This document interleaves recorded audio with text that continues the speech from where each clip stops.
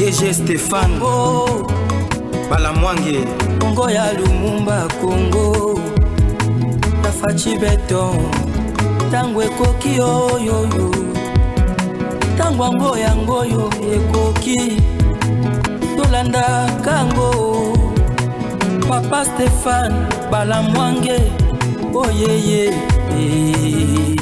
Débandade totale sur le ligne de front, Kabila bloqué au niveau du lac Kivu, interdit de pénétrer au niveau du territoire congolais. Là, nous sommes au niveau de la ville de Goma. Merci beaucoup de nous suivre, surtout en direct depuis Niantende et Nyangezi, parce qu'aujourd'hui, nous serons en direct de front. Et c'est déjà la fin des hostilités sous Kabitumba Ezali Lelo, parce qu'il y avait déjà... Le premier accord de paix a été signé depuis aventure le mercredi 18. Il y aura la continuité le vendredi de la semaine prochaine, sera le 27. Et la finalité, c'est à la dernière semaine du mois de juillet entre Tshisekedi, Kagame et Trump au niveau de Washington.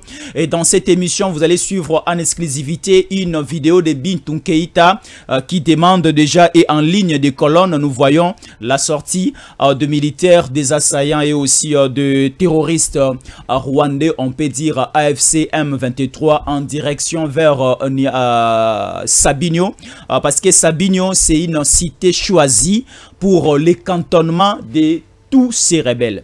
Bazolongwa Goma, Bazolongwa Bukavu, Bazolongwa Nyangezi, Bazolongwa Nyantende, Bazolongwa Nyabibwe, Bazolongwa presque dans toutes les localités et cités occupées, Baokende vers Sabinyo.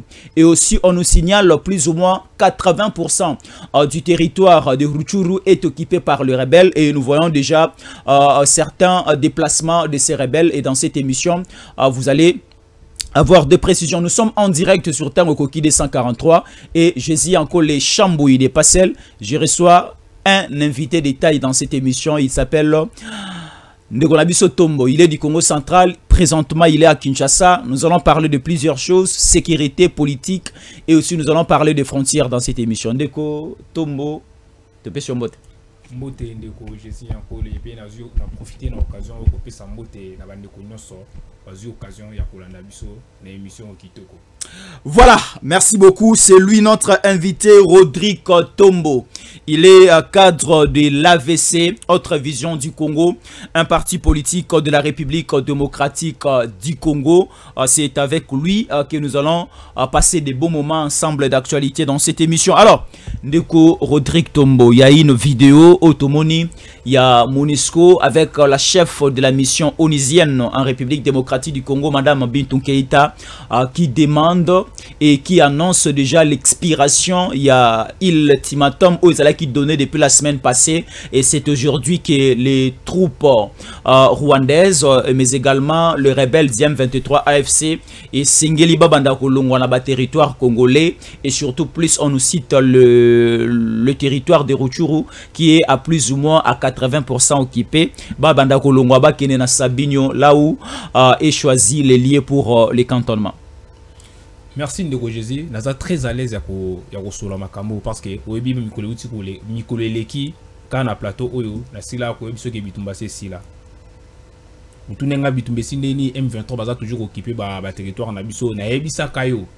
Bien que ba rebelle ya M23 P AFC o ezali bongo propriété ya Ndeko Kabila P ya Paul Kagame bazali toujours occupé ba territoire na biso kasi la diplomatie agissante oyo et kambami bongo na ministre na biso ya affaires étrangères Madame Wagner P na impulsion à chef de l'état bitumba na c'est cela na ngona aussi là kasi fallait to ke na malembe poto bana kozwa résultat o mokonzambo ka bande koluka parce que autres ali kobika lelo ezali mes gestion il y a plus de 21 ans et AFDEL P na continuité na ngo donc after les alliés de bon de Laurent Désiré Kabila pe continuité na ngona ndeko Joseph Kabila yango ezali konu kwa biso lelo kasi mokonza mboko na tanga ye alingaki asilisa bitumba oyo pona libela po bandeko na biso este ba na kovanda na kimia ya libela na tango lobi makambu ya mot d'ordre oyo pesemi bongo na ONI parce que madame Bintou Keïta azali représentant ya secrétaire général ya ONI donc azali ko représenter juste ONI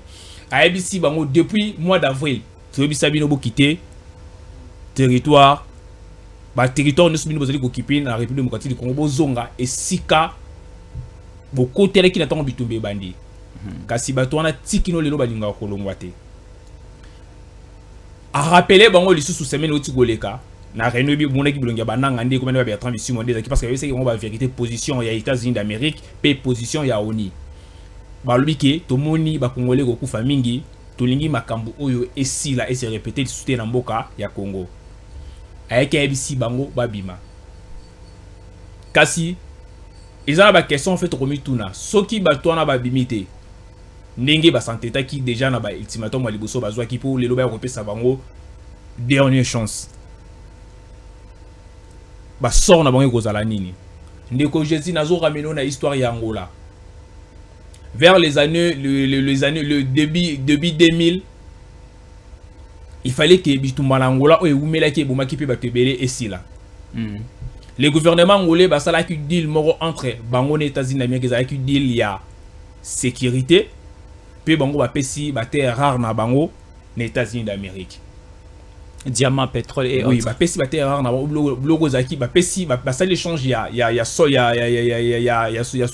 sous-sol na bango pe na sécurité na bango na nzela ya États-Unis d'Amérique. OK.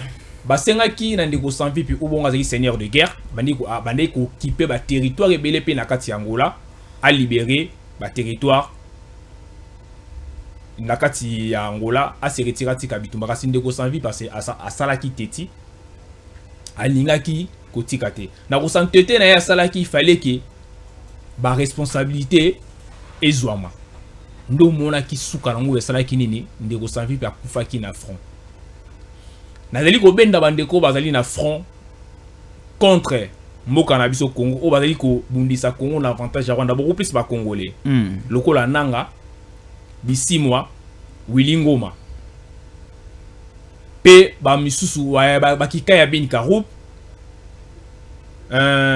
Patient Saïba bato bazali ba congolais à l'exception ya Kabila parce que ndeko Kabila azali congolais te bato ne so bazali ba congolais bo se retirer pour na intérêt na bino mo personnel ya ba vie na bino parce que bana na bino bandeko na bino baza toujours na besoin ya komona bino en vie yo longoli Kabila kozala congolais Kabila za congolais te yo longoli kozala congolais Kabila za congolais te Kabila tsala kozala congolais te ata mukolo moko te so Kabila za ki congolais ko kosala makambo no sote Kabila sali na bon nanga oza osala elongoli ki congolais nanga zali congolais kasi nanga zali mona mosala ya Kabila mais Kabila so tali na 18 ans na ya gestion pe ozui 3 années il y a Laurent Désiré Kabila depuis ko AFDL ya na mboka na biso ba signe zali belé zali ko la soso Kabila zali congolais te soki to kota sema na kitana nu na réflexion na ngai sans vie peloko la yoka kité États-Unis d'Amérique ezo ki ba responsabilité na yango ya ko boma sans vie pona kimiezo ngala Angola biso zolo to yebike Angola depuis sans vie pa fatikino lelo masolo ya masasi ebeta marali susute kimia ekota na bakwanyonso kimi ekota sikoyo bato yo bazo ko santete lelo balingi ko tika bitumba te ba ke sort na bango ezali moko ba ko kufa lokola banyama soki ba se retirer te ya on a dit ko pesa conseil na nanga ngai na ko préférer nanga andima azala juger et puis condamner to a subir peine aux acquis déjà bongo ba katela ki na nzela ba cour militaire na biso andima à la prison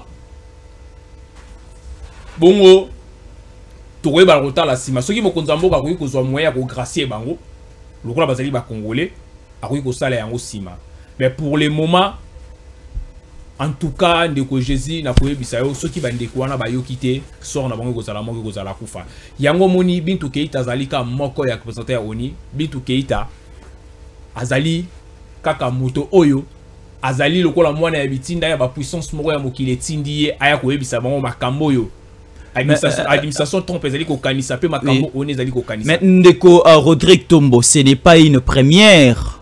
Ce n'est pas une première dénonciation, ce n'est pas un premier avertissement ou encore une première attaque. La MONUSCO, le Conseil de sécurité Nations Unies, avertissa déjà rebelle à plusieurs reprises.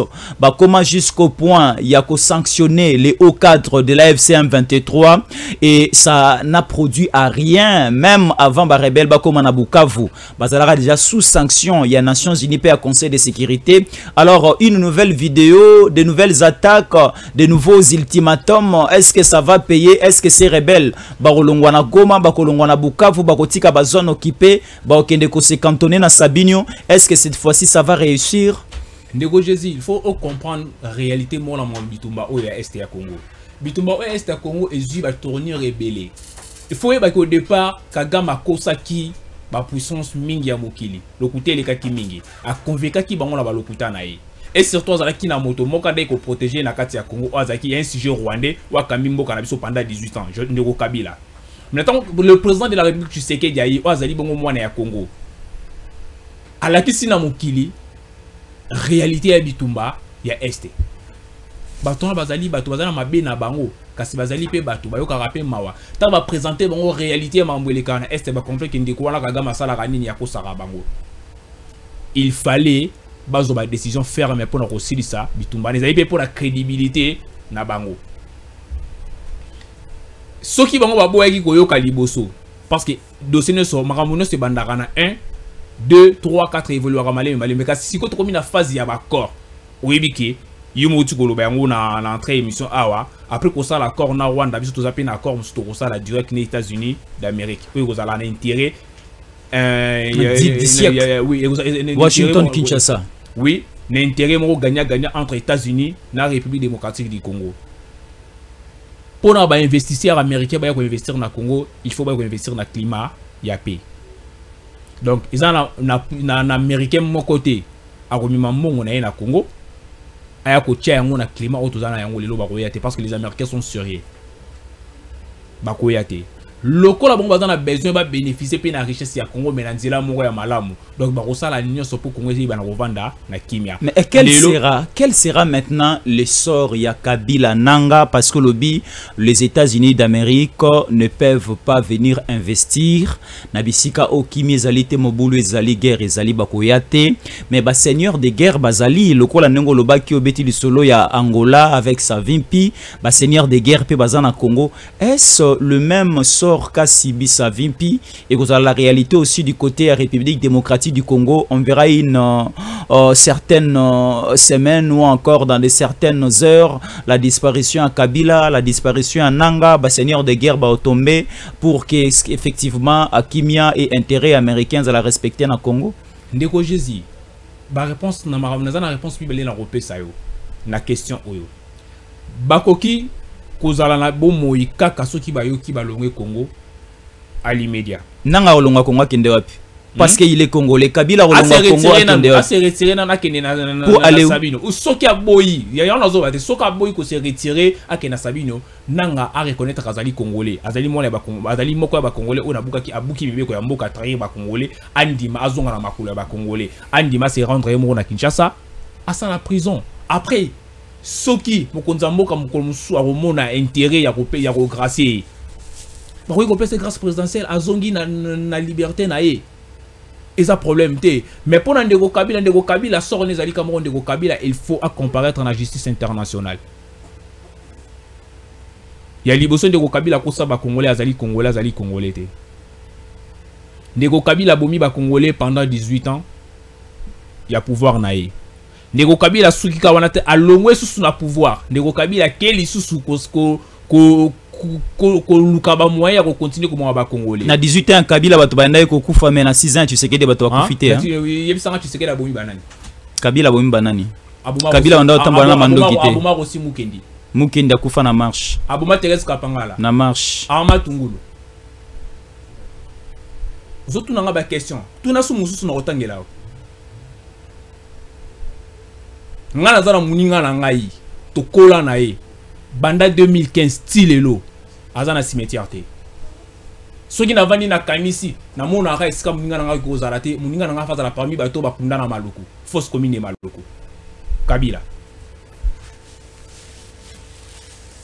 oya suka ka wana Kabila suki wana te Kabila landi lisusu ba congolais après ko longwa na pouvoir na ni ko bon ba congolais na nzela M23 PAFC mutabongo azali congolais ale soki bemba lobi ke Kabila azali congolais te komona bato babimi na nzela bazali koloba ote surtout les opposants congolais pas si peu en wana problème so ba congolais za la ka moko soki mutalobi vérité oyo bango ba yebi na bandaku na bango ba salon na ba sola ngona basi na bango na bana bango bali koloba te soki muto ya bimi publiquement lobby yango pour l'intérêt ya Congo ba baluke lié naton ndeko Jean-Pierre Bemba Gombo azali bon président MLCP ministre de transport aya lobby ba vérité na problème ya nationalité ya Kabila akosi wapi est-ce que azali muto libosta loba yango entre bandeko ya Kabila yebana ya musée si omona mwana ya musée alors bah Kabila zali ndeko na bango ouais ça ba guerre familiale non guerre familiale ndeko na bino za président de la République pour continuer ko bundisa ye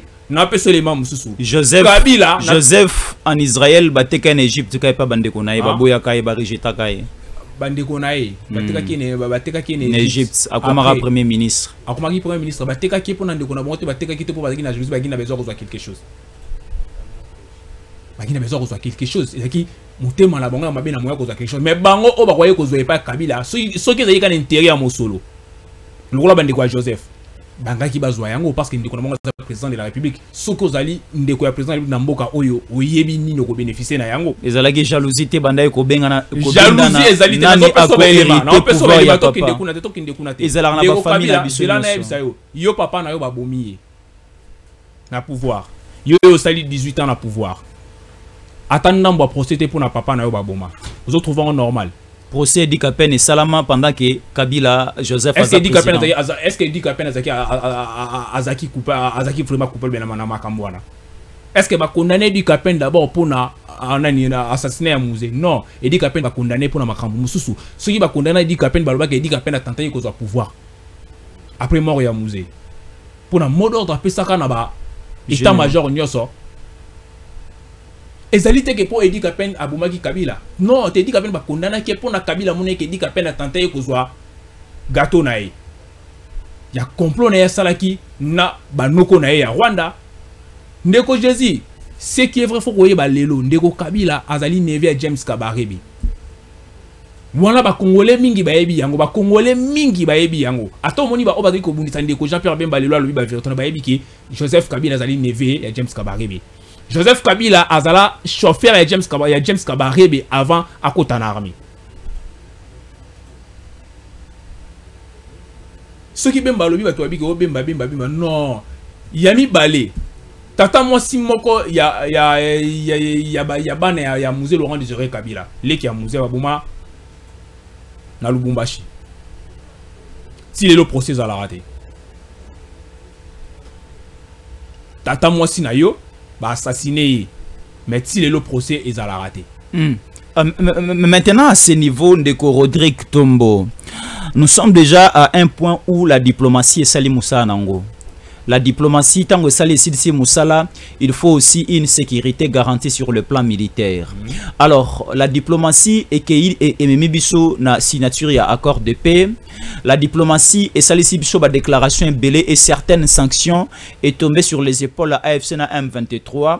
Et si il arriverait que Barebel Bazo Bimate, il faut que la partie congolaise a appliqué la force, l'option militaire, et cette option militaire est pilotée par l'armée République démocratique du Congo, ou bien encore photo zelakaka ba américain parce que biso comment batamilelo na obali mwasi po mwasi no abota fo la mindele ndeba roboti c'est la oye oboti bana po bana banda rotanga il faut oser la bande kono ba kotangisa bana à ce niveau la diplomatie déjà ba américain basungi biso mais maintenant le jeu doit être joué du côté congolais. Jouons le jeu il y a que déloger l'ennemi à Goma, à Bukavu, à Nyantende, à Nyangezi, à Nyabibwe, à Katana, à Ousi, à Ishasha, à Kanyabayonga et autres. Apparemment to bossa na pe Bunagana ndiko Jésus pour na so vérité mon le shit ya Goma ya Bunagana ya Bukavu ya ba territoire nyonso na ba ville nyonso o ekwei na niveau est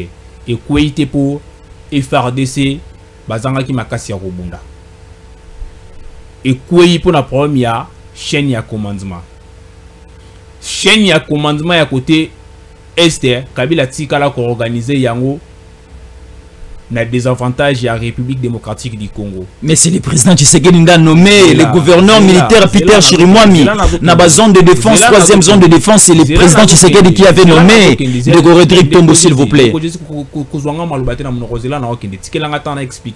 Réalité ya guerre ya este wana. Natigelo minutes alors. Ndeko Kabila. A combien ndeko na yo hein? Tous les Africains. OK. Tous les Africains. Ndeko Kabila. Azo mérité na benga ndeko mais na lokolo na za panafricaniste quand même nazo benga ndeko. On peut aller. Ndeko Kabila atikala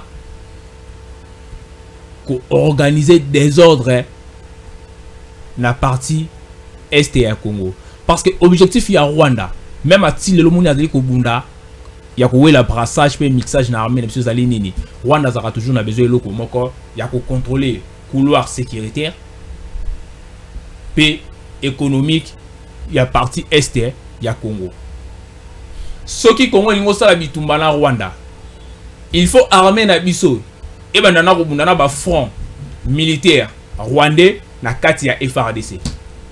Et si quand tu maîtriser bien te comprendre bien te soko bandela ngo osunga biso makasi. Na bandeli boye. Na mboka na biso. Ndeko Kabila na ba parrain na ye ya Uganda pe ya Rwanda. O ezali bongo Museveni pe Paul Kagame. Ba organisa ba couloir mibale na partie est ya Congo.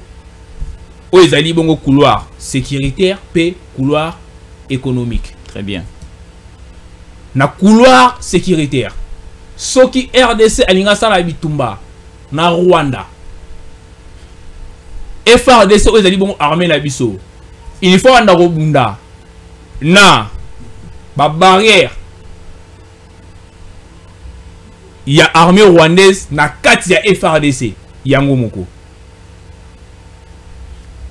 La majorité des officiers supérieurs na biso ya armée na biso FARDC. Bango nyonso ezali ancien ya APR. Ezali bongo ba Rwandais bango nyonso. Okoki ba témoignage te. Il y a un pilote congolais où il fait maintenant avion à 40 bombes. Abini qui me baye BCB ta bombe mi balé.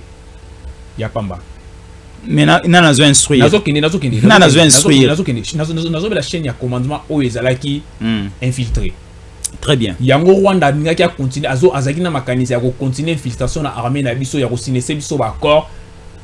Ya makanisi na monde bani ko sala na Kabila, ba ningi ba convaincre ndeko Tshisekedi ou azali bongo président de la République papa na biso ya mboka mwana ya Kondo Etienne Tshisekedi ba meme na même ligne oyo Kabila ou azali bongo Rwandais abandé ko sala ba sinese ba assigner ba corps na Rwanda et puis assigner ba corps na M23 et ko singa bongo brassage pe mixage na kati ya armée na biso yango ko sala ke bato bazali bongo ba Rwandais ou bazali ba officier supérieur na M23 topé na AFC tant au sala brassage bango fait bat koma ba officier supérieur mais faut batika la wapi akoyi bakoyi kotinda ye na bandundu te bakoyi kotinda ye na Équateur te faut na zone ouest na Ituri faut tikeka na Goma faut tikeka na Bukavu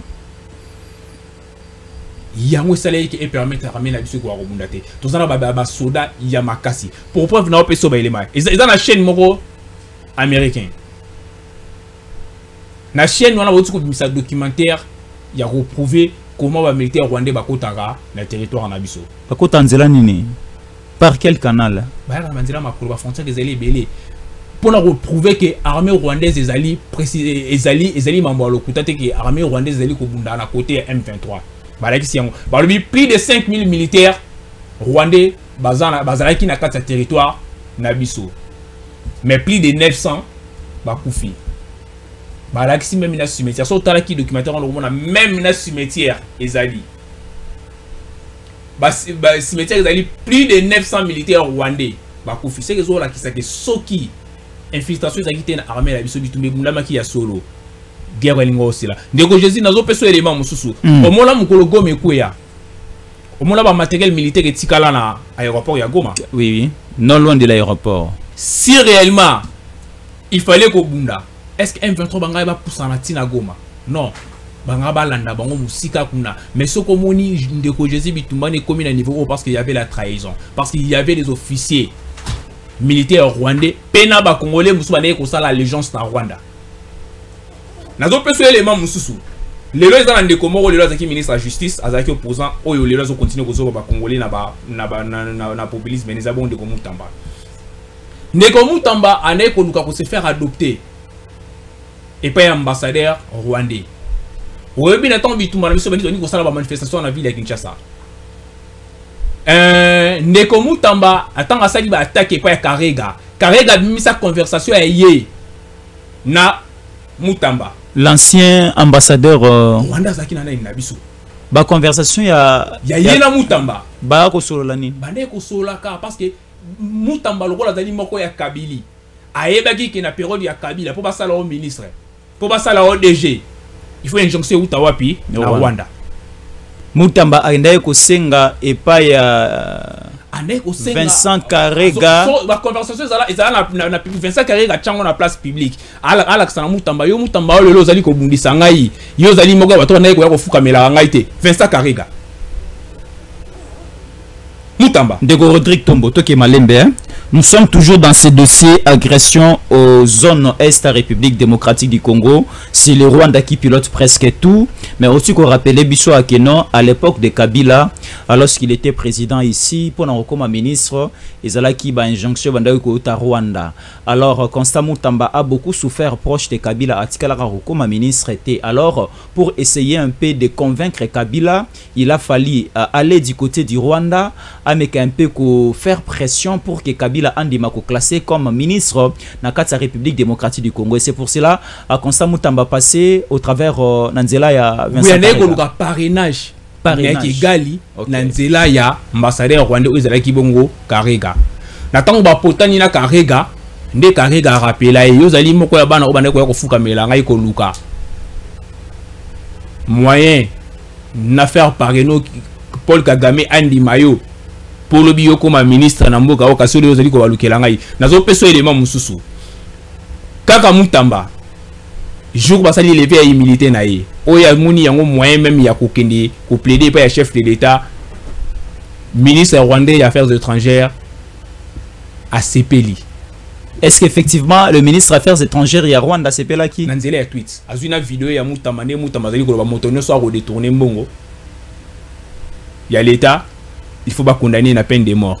Alors aujourd'hui, tu as confirmé que c'est le Rwanda qui a pesé de son poids pour que Mutamba.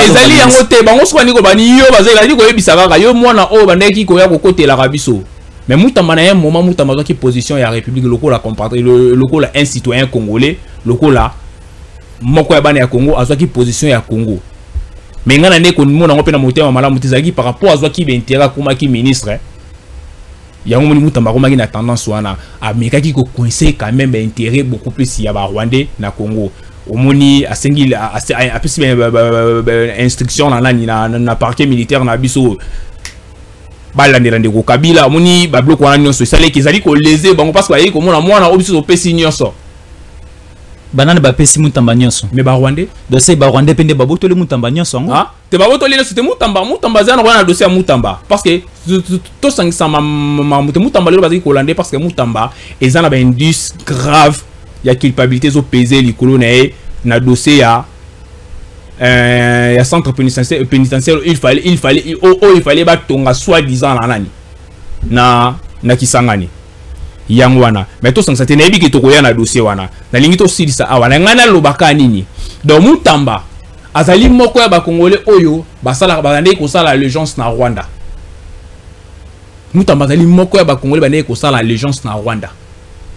Mutamba ngana zeli koloba yango pwani sur base ya conversation ya yena Karega ondeko oyo ambassadeur rwandais Karega acha na place publique après ko potena ya Mutamba na Karega. Donc Mutamba zaka ye moté kasi zali beleza ba congolais belé o bazali na armée na biso kasi batikala ki toujours na philosophie o ba comprendre ki philosophie ya chef de l'état té yangwana na koki ko suki sa pona makambo bongo etali bongo agression ya Rwanda pour la lolo zali ko rassurer na ba congolais. Le Congo a eu la chance il a causé la tête nango na motokola Félix Antoine Tshisekedi Tshilombo Oazali Mwana ya Kondo Etienne Tshisekedi lelo azongisi Congo na rail apesi ba Congolais loke bande kozanga na ba Congolais zaki kimia ndeko Jésus après 10 ans Congo est comme Allemagne d'Afrique. Très bien. Alors, après 10 ans, le Congo sera l'Allemagne d'Afrique. Nous sommes optimistes et nous avons la foi.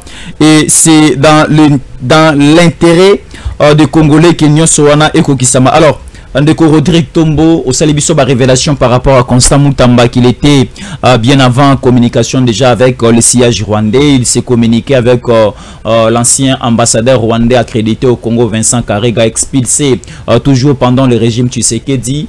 Alors, Lelo Moutamba n'est plus ministre de la Justice. Après des tollés au niveau de la justice, la Cour de cassation et autres, on dit que Constant Moutamba a détourné. De l'autre côté, Constant Moutamba na lettre à démission à Ebisi Mokonzamboka na ba réforme na makambukili kili ya malamu asala ki posa na République yango batobele ba sepeli na yete ba sele complot bande ko musu baza ko loba lokola Moutamba asenga ki na haute cour militaire ya Kinshasa ya ko koma réquisitoire na Sénat balongola ba immunité à parlementaire ya Kabila po banda poursuivre ye ya mwana nde balongoli Moutamba na ministère à justice ba koloba le Rwanda est derrière ce départ ya Moutamba baza koloba Moutamba avait mis 4 millions en jeu bakanga un certain Pero Louara en Belgique Moutamba asali marambo belé ba botola bato mapango bazongisi basala bo bazongisi Moutamba un jeune politique congolais ou a travaillé malamu penepena Tshisekedi ne bato belé ba sepeli na été. Est-ce que le loko partager la même pensée avec les Congolais balobake Moutamba aza sacrifié par le Rwanda? Ndeko Jésus moninga discours on entend dans le Congo ça langa passe na lelaki na koyoka ba Congolais kolobake Moutamba azali sacrifié na classe politique na biso ya mamba lokuta nga eloko liboso na retenir na passage ya Moutamba trahir toute une génération na mboka oyo Yami Balé Moutamba a trahir classe politique. Yami Satou Moutamba a trahir opposition. Parce que Moutamba Zali na kati ya gouvernement lokola moto moka outi na opposition. Et ningo la que opposition na biso ezali l'opposition ya lokuta. Bato bazali na opposition bazali na bango crédibilité. Ndeko Jésus nazoya na ba elema. Ndeko Moutamba natanga li lettre ya démission na ye. Natangi yango na moni ba muno solo bien oui Moutamba lobi ka sali mamobele malama asali a inventé ba prouesse né na ministère ya justice. Oui, je suis d'accord monsieur Moutamba. Mais ngana yebi eloko moko. Soki mutu ba fundi na justice. Soki mutu wana azali ko se reprocher ne eloko te mutu wana coopérer na justice. Aroti que la justice, liberté et ça la musala na yango malamu. Contrairement à Ndeko Moutamba. Ndeko Moutamba lelo ole ya okende ko samba devant Bazouzi. Ndeko Moutamba a préféré na ye ko sala ka base na ba réseaux sociaux nenga mesana na yango. Kasi ngana elo mona retenant la cour ya procès à 100 jours. Professeur Kalouba a ebisaka Vital Kamerhe eloko moko. Soki Vital Kamerhe ta ebisa ba avocat ya Vital Kamerhe. A ebisi bango na moment ya procès oyo il a constaté Vital Kamerhe a beaucoup plus na besoin ya convaincre auditoire que ba juge. Ningi moko pena Ndeko Moutamba. Ndeko Moutamba a tendance à convaincre beaucoup plus bato yo baza libanda oyo mingi baza vraiment na ba élément mingi te na dossier wana. Mutu mususu na landi ezala mutu mo Barnabé milinga mo mutu loba ke soki okolia mo masala prison pour loba mokonza apparemment Mikolo a rejoindre Fachi na yebiti so a rejoindre Fachi parce que mutu nyoso zali congolais nyoso azali ko réfléchir azali na makile ba congolais na mosala au président bi azali ko sala azaka ne loko mo ya ko sala ya ko saline derrière mokonza mboka soka sali yango ezali loko malamu. Barnabé alobi loko moko soko moni mutu o ya sali plus de 30 ans na magistrature pour qu'il y ait un général prêt à cour de cassation. Monsieur Mvonde. Azum Okanda a commis l'Assemblée nationale pour nous lever ya humilité. to ko une autorisation il y a poursuite contre motomoro songolo c'est que moto wana azana ba élément nyonso ou ezali ko tinda ye a qualifier moto azali ko landa kazali coupable wana Barnabé moto qui na sepela qui na analyse wana malan parce qu'il a cité sikoyo ndeko Jésus na koyi ko loba susu boye si réellement ndeko Mutamba azali ko se reprocher na elo côté ngana ko pese conseil il a porté plainte pour na batu nyonso azali ko sala diffamation na PA na kombo na ye aussi longtemps ko sala yango te se ndeko Mutamba azali na yo pe na kati hein oui ote leti biso ngama mona azali ko loba ngana azali ko sala analyse sur base ya réquisitoire kaka ya cour de cassation ya procureur général près à cour de cassation et ça va faire présenter biso parce que Mutamba rôle les anini il faut y aya na ba élément à prouver p qui m'a vraiment ko reprocher et ça lukuta et puis par que p il faut aya pe na ba élément à la kisabiso ke makambo yo o ya zali ko reprocher na Mutamba ezali makambo ya solo mais ngai après analyse na nga na monique par que bazana bazo convaincre nga ko leka Mutamba parce que Mutamba ti lelo azo kende na ba réseaux sociaux mazolo ba pelo ka malonga te très bien alors nazo kende ne ko dit pardon edengai azolo ba pelo ka elo ka malonga te na lingi na yana ba détail awa ndeko Jésus Mutamba sali contrat entre ministère ya justice ezali bongo na dobi gouvernement congolais na nzela ya ministère ya justice o ndeko Mutamba sali ko kamba na société moko Zion so Zion na été soki na tangi yango malamu na société Zion contrat ezali contrat ya 39 millions de dollars taga na contrat wana balobi nini préfinancement est à 30%.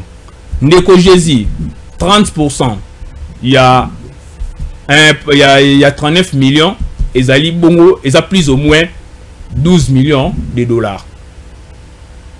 Kasi Ndeko Mutamba abimisi Bongo 19 millions 900, près de 20 millions de dollars. Eux sont sali calculés les alliés plus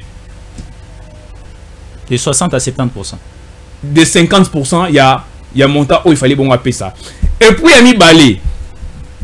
Ndeko Mutamba. Mongo est censé na contrat et kende na compte il y a entreprise on a mais na banque bengami na kombo equity BCDC.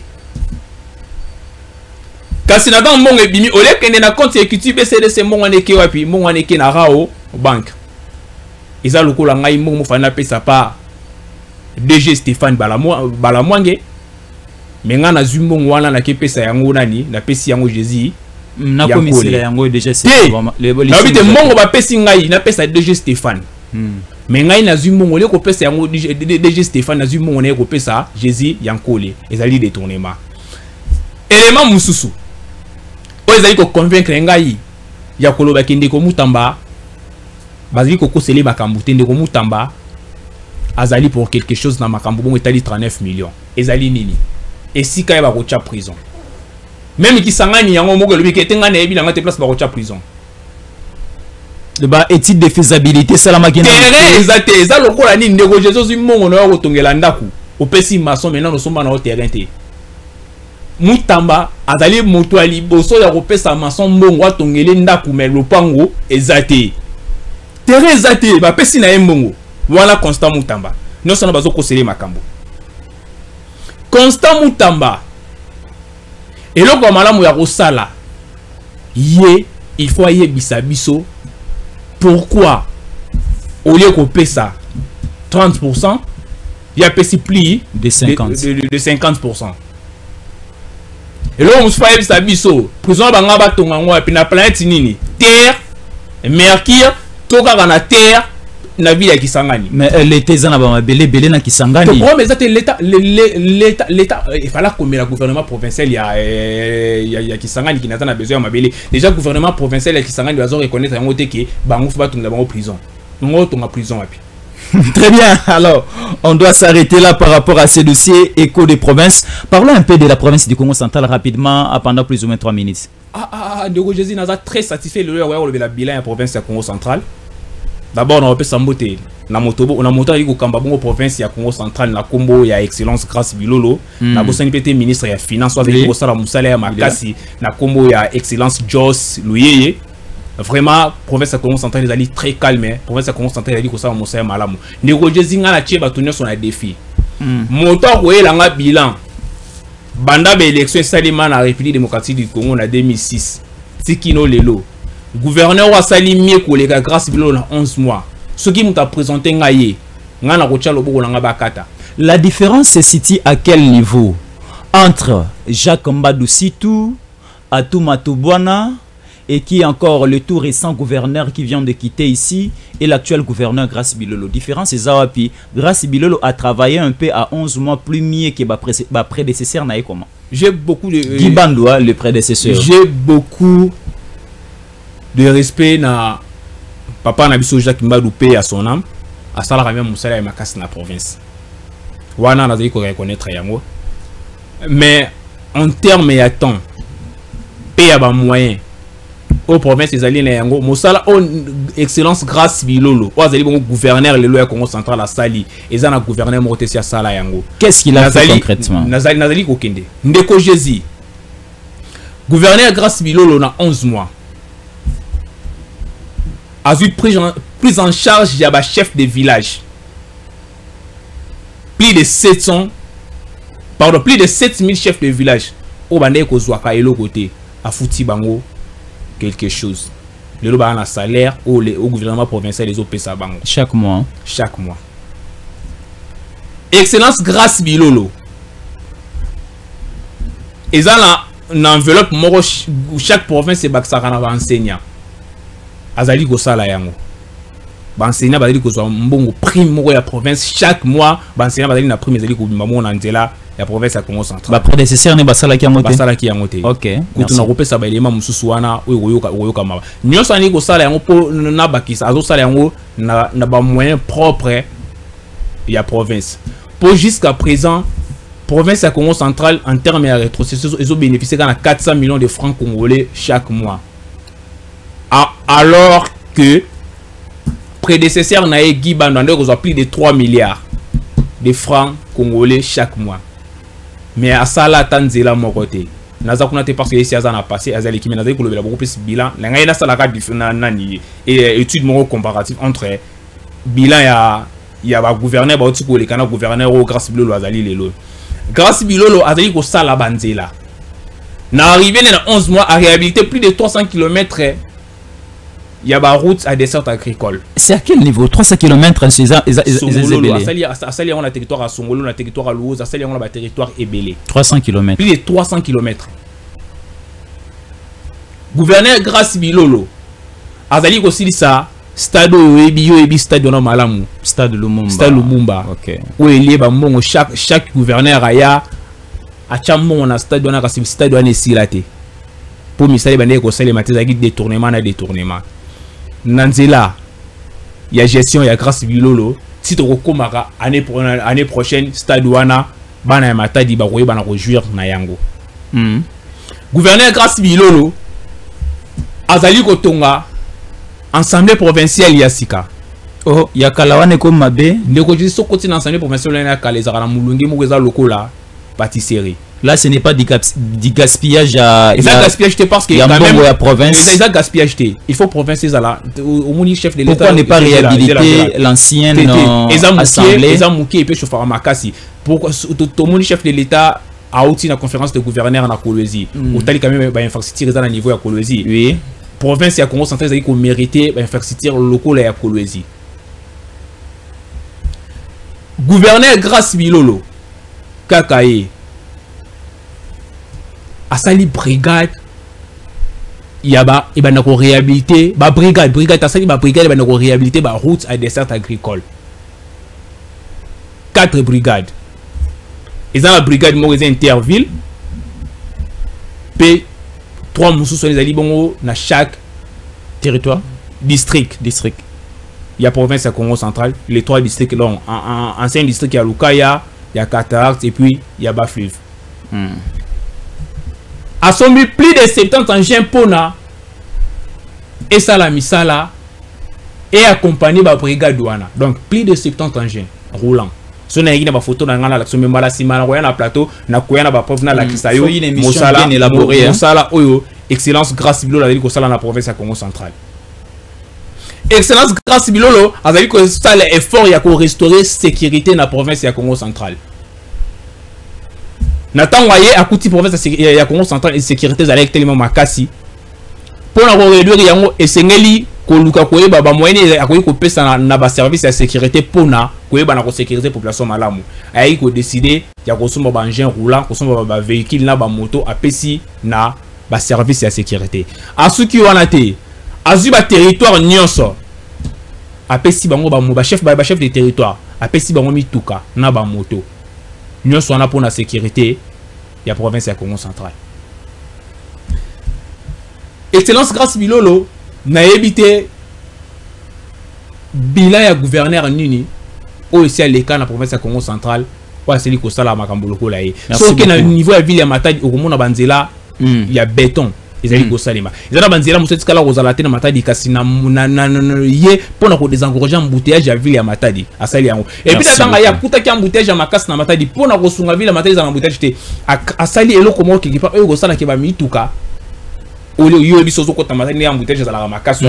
l'entrée pose oui asali eloko mo wana ko sala ke mituka tele makana nzira mo tele makali susu na nzira te kinde ko tele maka na à côté donc bilan ya excellence grâce bilolo ezali largement positif ngala zali très à l'aise lelo ya ko appartenir na parti politique autre vision du Congo ezali bon AVC logo la camarade na ya parti ezali très à l'aise ya ko défendre na ba média parce que ezali ko sala ngai vraiment bien makasi. Nous allons continuer avec ce bilan du Congo central et le bilan de certaines provinces de la République démocratique du Congo dans nos tout prochaines éditions. Mais quant à nous, on prend une petite pause et nous revenons.